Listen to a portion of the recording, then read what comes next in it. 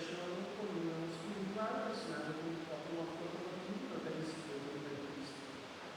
O Jesús insegnò il Salvador, il testimoniato del percorso, l'interessare seguito degli anni, e non seguivano dei santi apostoli, pero direttamente solo in maniera spirituale. O Jesús insegnò il Salvador,